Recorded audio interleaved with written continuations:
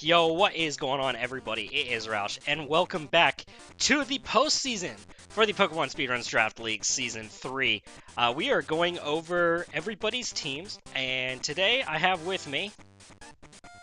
FFancrzy, and coach of the Jacksonville Jumbo Clawitzers. Attaboy, that's the way we take care of business. Just going over your team, you have Landorus Therian, Hoopa Unbound, Porygon 2, Seismitoad, Scrafty, Comfey, Mega Charizard X, Nihilego, Scizor, Celebi, and Virizion. So, mid-season, you did make a couple of trades. So you had originally drafted Garchomp and Shiftry, and you swapped Garchomp for Latios, and Shiftry for that big... Those were That is Sun's... not your team. Yeah, that was Sun's team. I had drafted Raichu. That is not your team. I was like, wait, what is the Latios in here? So you had originally drafted Spiritomb and Raichu. What the heck am I those were all the same slot. I had drafted Raichu in the draft and switched it for Spiritomb, and then I ended up switching that same slot out for Virizion later on. That is my bad. I did not have my notes queued up proper. Okay. I'm already on the next interview. What do I know? So why don't you go ahead and walk us through each of these Pokemon and why you wanted to use them in your draft? Yeah, so I have not had a ton of Gen 7 experience, so I was going with my first pick. I knew that being the second slot, I wanted to pick up Landorus because I was almost positive that Tapu was going to be going, Tapu Koko was going to be going in the first pick, and I'm really comfortable with Landorus. I've used it a lot just in past gen battles, and I like it because it has a lot of utility. It's got Defog and Stealth Rock, and I was really focused on picking up a lot of options for entry hazard setting and removing, so that I wasn't forced to bring one Pokemon with like having one of those moves locked in. So that's why Landorus I thought was good, because it had both options, and it's also can be run offensively, defensively. Was really excited about being able to pick that up early in the draft.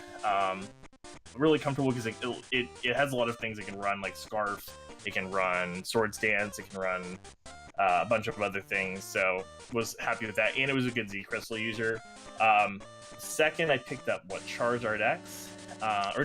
Second, I picked up Hoopa. Hoopa U I've never used before, and I was just looking for things that synergize with Landorus that I thought would be a little bit undervalued. And because Hoopa was tier 2, and it just has such ridiculous wall breaking potential, and it synergizes with having slow U-turns, I figured, even though I've never used it before, it was going to be a good option. I did have two quad weaknesses on my team immediately, so wasn't super happy about that, but I liked having the wall breaking potential.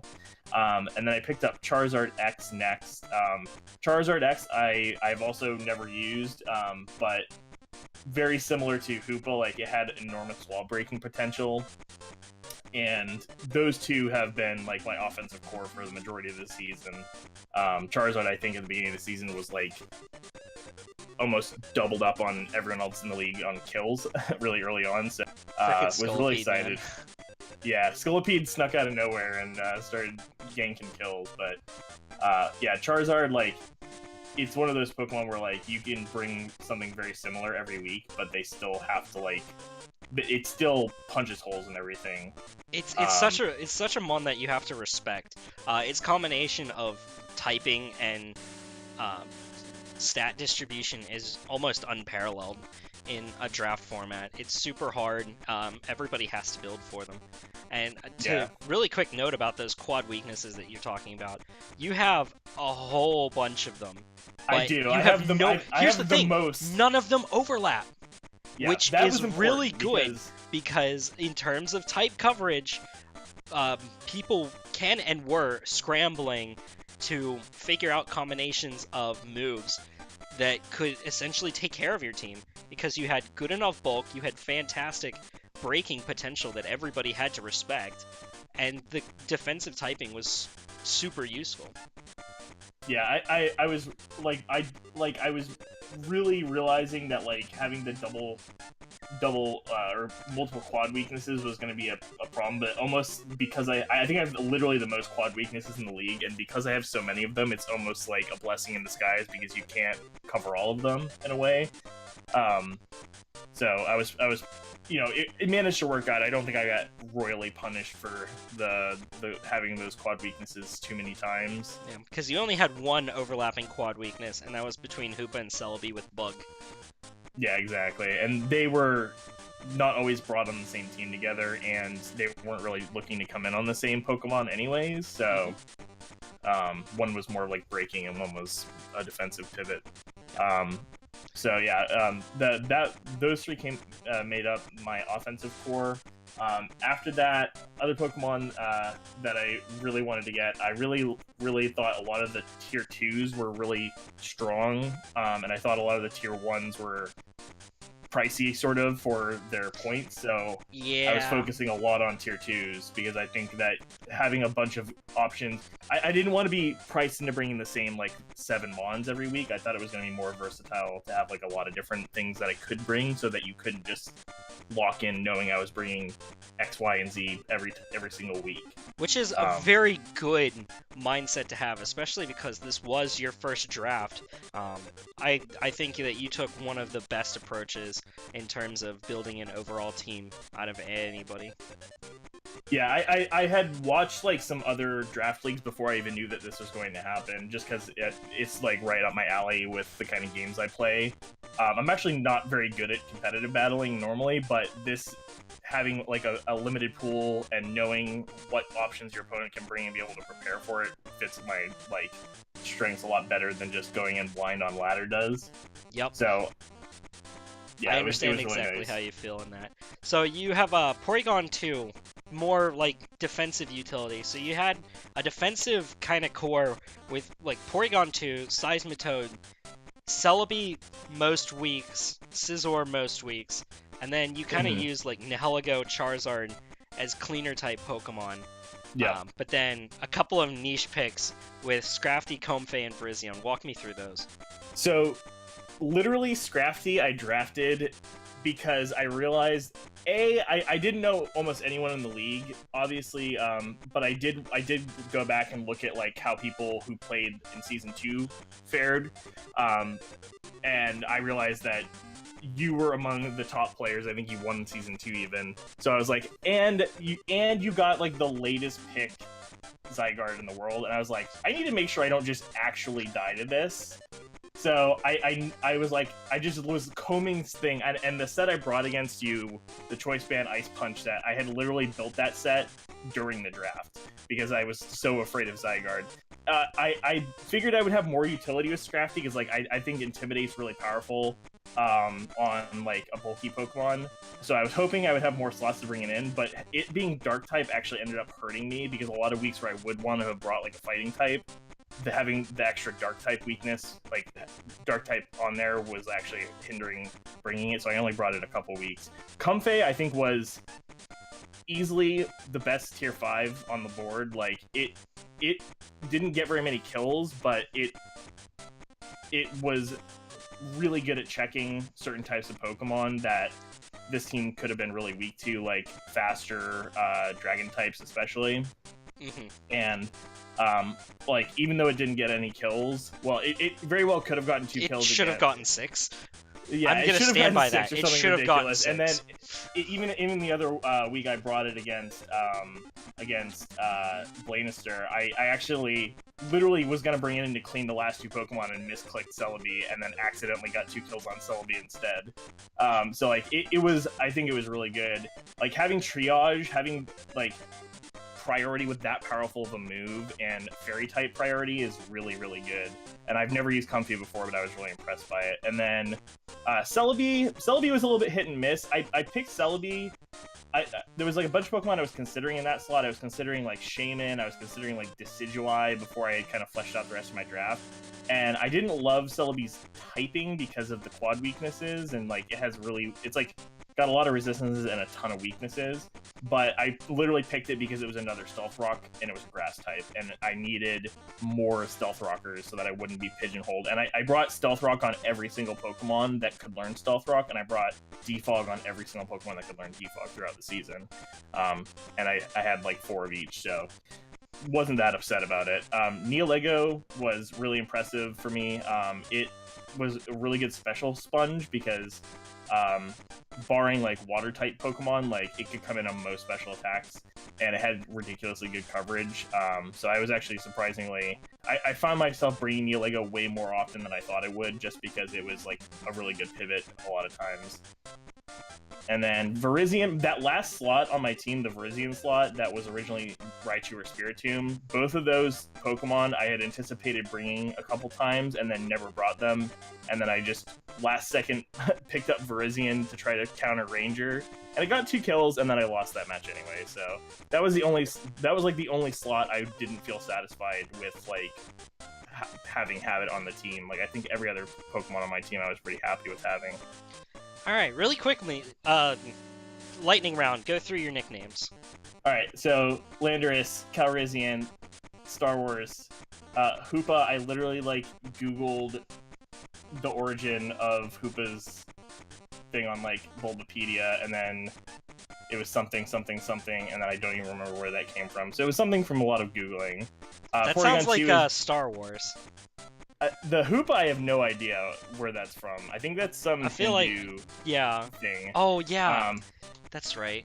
It's some Hindu thing. I don't remember exactly what it was. And then Porygon 2 is a reference to the famous episode of the anime where all the kids in Japan got seizures, and then Porygon was not in the anime as a result in America. Seismitoad is a Futurama reference. All glory to the Seismitoad. Scrafty was a crappy nickname because I couldn't think of anything better. Comfy is literally a lay. Charizard X is gonna give it to you. Neolego, Manowar is a really good Magic the Gathering card, and it's a jellyfish. So. Okay. I don't play a lot of Magic, so that one surprised me. Scizor is garbage. Don't look at its nickname. Celebi is also another Magic card nickname. It's based off of a fairy type Pokemon, even though it's not a fairy. Or a fairy type Magic card. And then Virizian's nickname is actually wrong on the slide. It's supposed to be Alexandre, but I only used it in 1 week. Right. I only used it in 1 week, and who cares about that, right? It's crappy Virizian. That's right. It was a Three Musketeer reference. Yep. Les Trois Musketeers by Alexander Dumbass. That's a movie line. I don't remember which movie it was, but it is a line. Alright, so speaking of Manowar, the Magic the Gathering card, your set spotlight, you chose from Week 8 versus Geno Kirby, this Expert Belted Nihilego, and really showcasing its tremendous type coverage. Yeah, Sludge Wave, Power Gem, Grass Knot, Thunderbolt. Walk me through the spread. Yeah, so this set was kind of relying on setting up like expectations from our first match. Like this set probably wouldn't have been as good in Week 1 against him, but I basically realized from Week 1 that Neolego was like the thing that was actually the most dangerous to his team, and because it covered a lot of Pokemon on his team really well. And I run it Scarfed in Week 1, and this time I was like, well, the Scarf really didn't help me in the spots that I needed it, and if I had been able to switch moves and not had to rely on predicting so much, I could have been picking off Pokemon like Celesteela with it. So I was like, okay, I'm going to run Expert Belt in Week 8 against him, and it basically single-handedly won me the game. Like, I had basically gotten Celesteela low enough in the match. Where go ahead, set the stage for us. Yeah, I had gotten Celesteela low enough in the match where basically I had been having to predict early on in the match if I was going to be Sludge Waving a lot of times or if I was going to be T-Bolting and trying to predict the switch. And I had predicted well like almost every time because he had both his but this turn was like the most pivotal turn because I was able to was it this turn that I switched out that turn. So later on during the match, it was a few turns later. This match went like pretty deep. I had been like sludge waving against his Altaria and against I cannot remember the name of this Pokemon off the top of my head. The Chestnut? Yeah, Chestnut. So like I needed the threat of the sludge wave, but the problem is that I had to keep predicting the Celesteela switch in early because it wasn't low enough where I could just kill it with T-Bolt. And once I had gotten it low health, I knew that I was going to be able to sludge wave into I think it was into the Chestnut here. And then that way, even if he switched in Celesteela, I was going to be able to switch moves. And once I got the Beast Boost here, and it was only at 36%, and I had not shown that I wasn't Scarfed the whole game, so I was able to switch. And then from there, I actually didn't outspeed Mew, but he was afraid I did. So he had to switch in Salazzle, and then was able to power gem that. And so basically hiding the expert belt the entire game just single-handedly brought me back in that match, and it was based off of having been Scarfed in the first match. So I thought that set was the set that probably had the most impactful key to any of my victories. I thought I had more clever sets than that in some of my other matches, but that was the single set that I think won me probably the most important match I had played up to that point. All right, we're going to have to move on a little bit quick because we're running out of time. But, so playoff brackets. You are sitting down here, but if Geno Kirby wins, you'll get moved over to this corner here. Yep. So, based on right now, let's just pretend that somehow Geno loses. What do you think... What do you think you like about your bracket? Do you think you would have a better time against Yaga or against Ninja? Really quickly. So, Ninja's team is really, really defensive, but my team is a bunch of wall breakers. I haven't thought about it in depth enough to know if if my actual individual Pokemon match up, but I think I have a decent chance of coming out of that. Yaga's team, I haven't really thought much about my matchup against Yaga because I did not play Yaga in the regular season, but we're kind of like, she's more of like a mid-rangey offensive build, so I think that my team, I can switch around enough and stack up okay. So I think if I can get through Ninja, I think I have a good chance if I'm on this side of the bracket of making finals. But it's going to be difficult because I have not played almost any of the people on this side of the bracket at all. So, all right, who do you think's going to win? One sentence. It's tough. I think that Battle Dolphin has impressed me, with his team the whole season, and Scolipede is ridiculously difficult to build for, so I think that he has the best chance of winning. All right, so we're going to go ahead and talk about your grades right now. So for team building, of course you said it, you have crazy-ass wall breakers, Landorus Therian, Hoopa Unbound, Charizard X, Nihilego Cleaner. Then you have support mons as needed, but most of your team builds were designed around steamrolling your opponent. You did have creative sets now and again, but they were very few and far in between. But where you really shined was on your spreads and with your versatility of moves. So just making sure that you had exactly what you needed on any certain week led to your successes. You did have a tendency to fall into certain building patterns, like especially against Sun in your last match. You brought pretty much the exact same team. So, yeah. And that kind of pattern recognition could potentially lead you to have trouble in playoffs.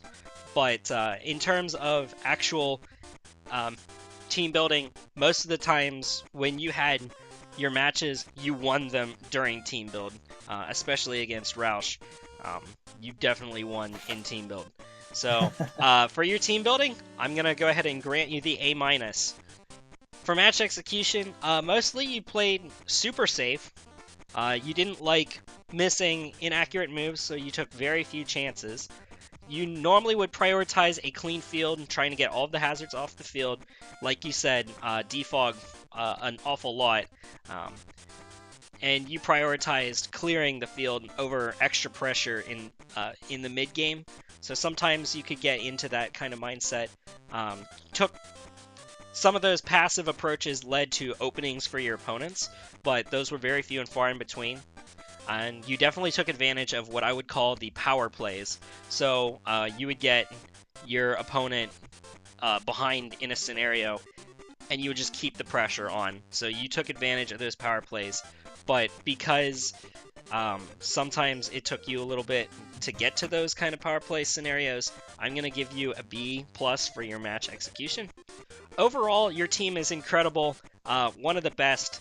You're one of my sleeper picks to win playoffs. And overall, I like your play, I like your squad. You're getting an A- overall. So Excellent. Overall, really, really good, really interesting insight on those nicknames. I think very creative on your part, and I hope you ride your mid-season success all the way into playoffs, and we'll see what happens from there. Good luck.